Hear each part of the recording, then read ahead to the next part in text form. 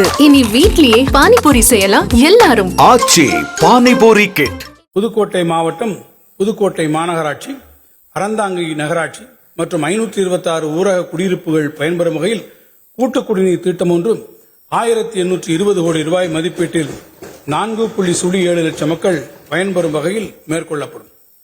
மயிலாடுதுறை மாவட்டம், மயிலாடுதுறை மற்றும் சீர்காழி நகராட்சிகள், தரங்கம்பாடி, மணல்மேடு, தென்காசி மாவட்டம், கடையநல்லூர் நகராட்சி மற்றும் 493 ஊரக குடியிருப்புகள் பயன்பெறும் வகையில் கூட்டு குடிநீர் திட்டம் ஒன்று 864 கோடி ரூபாய் மதிப்பீட்டில் 5.6 லட்சம் மக்கள் பயன்பெறும் வகையில் மேற்கொள்ளப்படும். தூத்துக்குடி மாவட்டத்தில் உள்ள 639 ஊரக குடியிருப்புகளுக்கான கூட்டு குடிநீர் திட்டம் ஒன்று 370 கோடி ரூபாய் மதிப்பீட்டில் 1.3 லட்சம் மக்கள் பயன்பெறும் வகையில் மேற்கொள்ளப்படும்.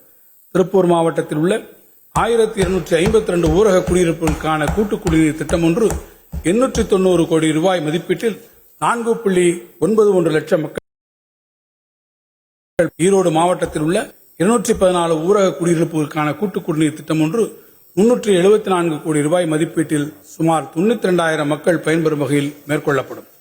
திருவள்ளூர் மாவட்டத்தில் உள்ள 138 ஊரக குடியிருப்புக்கான கூட்டு குடிநீர் திட்டம் ஒன்று 150 கோடி ரூபாய் மதிப்பீட்டில் சுமார் 76,000 மக்கள் பயன்பெறும் வகையில் மேற்கொள்ளப்படும். இந்த வரவு செலவு திட்ட மதிப்பீடுகளில் நகராட்சி நிர்வாகம் மற்றும் குடிநீர் வழங்கல் துறைக்கு 26,678 கோடி ரூபாய் ஒதுக்கீடு செய்யப்பட்டுள்ளது. சமச்சீர் வளர்ச்சி. சென்னை மாநகரத்தின் சமச்சீர் வளர்ச்சியை உறுதி செய்திட வட சென்னை வளர்ச்சி திட்டம் என்ற திட்டத்தை அரசு செயல்படுத்தி வருகிறது.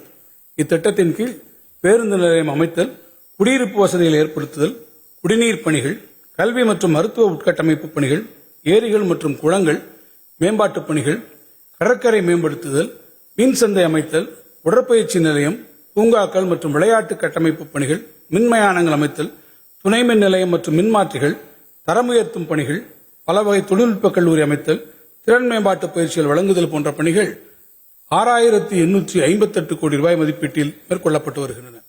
நாட்டிலேயே அதிக நகரமயமாதல் மற்றும் அதனுடன் எழும் சவால்களை சந்தித்து வரும் மாநிலங்களும் தமிழ்நாடும் ஒன்று. அதிலும் குறிப்பாக சென்னை, கோவை, திருப்பூர், திருச்சி மற்றும் மதுரை போன்ற நகரங்களை நோக்கி மாநிலத்தின் பல்வேறு பகுதிகளில் இருந்து மக்கள் இடம்பெயர்ந்து வருவதால் உயர்ந்து வரும் மக்கள் தொகைக்கு ஏற்ப சாலை வசதிகள், குடிநீர், தெருவிளக்குகள் மற்றும் கழிவுநீர் அகற்றல் போன்ற அடிப்படை தேவைகளையும், பேருந்து வசதிகள், கல்வி மற்றும் பொது சுகாதார வசதிகளும் விரிவுபடுத்தப்பட்ட பகுதிகளில் வழங்கிட நகர்ப்புற உள்ளாட்சி அமைப்புகள் அதிக அளவில் நிதி ஒதுக்கீடு செய்து மக்களின் தேவைகளை நிறைவேற்றி வருகின்றன. எனினும் பெருநகரங்களின் விரிவாக்கம் ஆங்காங்கே நடைபெறுவதைக் காட்டிலும் பொதுமக்களின் அனைத்து தேவைகளையும் நிறைவு செய்திடும் வகையில் ஒருங்கிணைந்த புதிய நகரங்களை உருவாக்குவது மிகவும் பொருத்தமானது எனும் நகரமைப்பு வல்லுநர்களின் கருத்தை ஏற்று முதற்கட்டமாக சென்னைக்கு அருகே ஓர் புதிய நகரம் சுமார் 2000 ஏக்கர் பரப்பளவில் உருவாக்கப்படும். தகவல் தொழில்நுட்ப பூங்காக்கள், நிதிநுட்ப வணிக மண்டலங்கள், ஆராய்ச்சி மற்றும் மேம்பாட்டு மையங்கள், உயர் தொழில்நுட்ப நிறுவனங்கள், வங்கி மற்றும் காப்பீட்டு நிறுவனங்கள், வணிக வளாகங்கள், வர்த்தக மையங்கள், மாநாட்டுக் கூடங்கள் மட்டுமின்றி அரசு மற்றும் தனியார் துறையின் மூலம் கல்வி மற்றும் சுகாதார சேவைகள் அளிக்கும் நிறுவனங்களும் இந்நகரத்தில் அமைக்கப்படும். சமூகத்தின் உயர் வருவாய் கொண்ட வகுப்பினர், மத்தியதர வகுப்பினர் மற்றும் குறைந்த வருவாய் கொண்ட வகுப்பினர் என அனைவருக்குமான வீட்டு வசதிகள் நிறைந்த பன்னடுக்கு கட்டடங்கள் கொண்டதாக இந்த நகரம் அமையும். விரிவான சாலைகள், தகவல் தொழில்நுட்பம் மற்றும் பசுமை மின்சக்தி அமைப்புகள், பகிர்ந்த பணியிட சேவை மற்றும் நகர்ப்புற சதுக்கங்கள், பூங்காக்கள் போன்ற பொழுதுபோக்கு சேவை கட்டமைப்பு வசதிகளும் இந்நகரில் இடம்பெறும். சென்னை மாநகரை இப்புதிய நகரத்துடன் இணைத்திட உரிய சாலை வசதிகள், விரைவு பேருந்துகள், மெட்ரோ ரயில் விரிவாக்கம் ஆகியவையும் உருவாக்கப்படும். உலகத்தர வசதிகளுடன் கூடிய புதிய நகரத்தை குளோபல் சிட்டி உருவாக்கிடுவதற்கான முதற்கட்ட பணிகளை டிட்கோ நிறுவனம் விரைவில் தொடங்கும். மகளிர் நலன். ஆணுக்கு இங்கே பெண் நிகர் எனும் சரிநிகர் சமத்துவ பாதையில் மகளிர் நலனுக்காக பல்வேறு முன்னோடி நலத்திட்டங்களை தமிழ்நாடு அரசு செயல்படுத்தி வருகிறது. மகளிருக்கு சொத்துரிமையும், கல்வி, வேலைவாய்ப்புகள் மற்றும் உள்ளாட்சி அமைப்புகளில் தனி இடஒதுக்கீடும் அளித்த முத்தமிழறிஞர் கலைஞர் அவர்களின் வழியில் மாண்புமிகு முதலமைச்சர் அவர்கள் தலைமையிலான இந்த திராவிட மாடல் அரசு மகளிரின் முன்னேற்றத்திற்கு பல புதுமையான திட்டங்களை கடந்த 4 ஆண்டுகளில் செயல்படுத்தியுள்ளது. மாண்புமிகு தமிழ்நாடு முதலமைச்சர் அவர்கள் பதவியேற்ற நாளிலேயே கையெழுத்திட்ட முதல் 5 கோப்புகளில் மகளிர் கட்டணமில்லாமல் பயணம் செய்ய அனுமதிக்கும் விடியல் பயணம் என்ற மகத்தான திட்டமும் ஒன்று. தமிழ்நாட்டு மகளிரிடையே பெரும் வரவேற்பை பெற்றுள்ள திட்டத்தின் மூலம் பேருந்து பயணம் செய்வோர்களில் பெண்களின் சதவீதம் 40 65 சதவீதமாக உயர்ந்துள்ளது.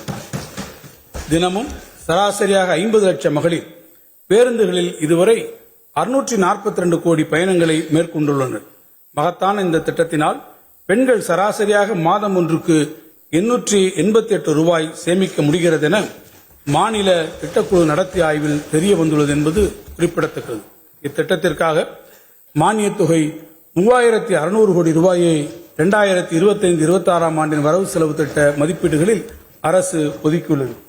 மகளிர் நல திட்டங்களுக்கெல்லாம் மகுடம் வைத்தது போல் அறிவிக்கப்பட்ட கலைஞர் மகளிர் உரிமை திட்டத்தின் மூலம் ஒவ்வொரு மாதமும் 1,15 லட்சம் குடும்ப தலைவிகளுக்கு மாதம் 1000 ரூபாய் அவருடைய வங்கிக் கணக்கில் நேரடியாக செலுத்தப்பட்டு வருகிறது. இத்திட்டத்தினால் பயன்பெறும் இல்லத்தரசிகளுக்கு மாதந்தோறும் 1000 ரூபாய் என்பது அவருடைய அன்றாட வாழ்க்கைக்கு பேருதவியாக இருப்பது மட்டுமின்றி அவர்கள் கணிசமாக சேமிக்கவும் வழிவகுக்கிறது.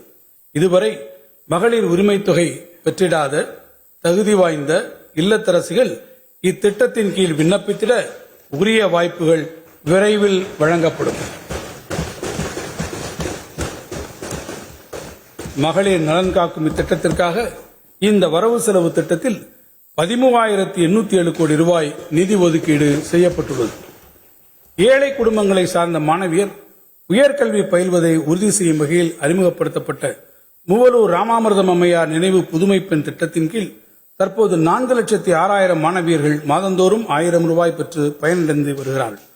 இத்திட்டம் அறிமுகப்படுத்தப்பட்டதற்கு பின் உயர்கல்வியில் சேரும் மாணவியர்களின் எண்ணிக்கை சென்ற கல்வியாண்டில் 19% அதிகரித்து கூடுதலாக 40,276 மாணவியர் கல்லூரிகளில் சேர்ந்துள்ளனர் என்பதை பெருமையுடன் இந்த மாமன்றத்திற்கு தெரிவித்துக் கொள்கிறேன்.